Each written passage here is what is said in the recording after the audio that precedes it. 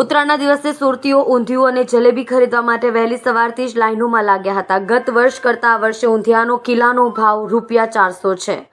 સુરતમાં ઊંધિયા માટે વહેલી સવારથી લાઇનો લાગી છે। ઊંધિયાનો કિલોનો ભાવ ₹400 છે। પાછલા વર્ષે કિલોનો ભાવ ₹360 હતો।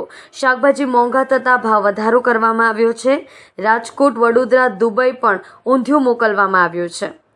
ઉત્તરાયણના પર્વ પર ઊંધિયા માટે લાંબી લાઇનો લાગેલી જોવા મળી છે। ગત વર્ષ કરતાં ઊંધિયા અને લીલવાની કચોરીના ભાવમાં વધારો થયો છે। ગત વર્ષની સરખામણીમાં ભાવમાં વધારો નોંધાયો છે, છતાં વહેલી સવારથી લોકો ઊંધિયા અને જલેબી માટે લાઇનો લગાવી અને ઊભેલા જોવા મળ્યા હતા।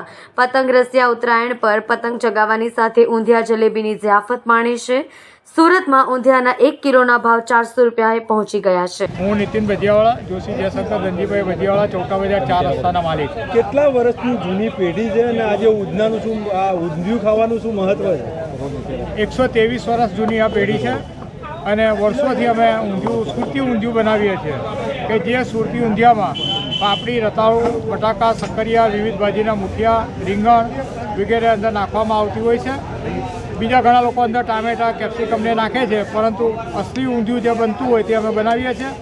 અને આ વખતે થોડું ઘણું માવઠાને કારણે, શાકભાજીના ભાવને કારણે ગઈ વખતે ₹360 ભાવ હતો, આ વખતે અમે ₹400 ભાવ રાખ્યો છે।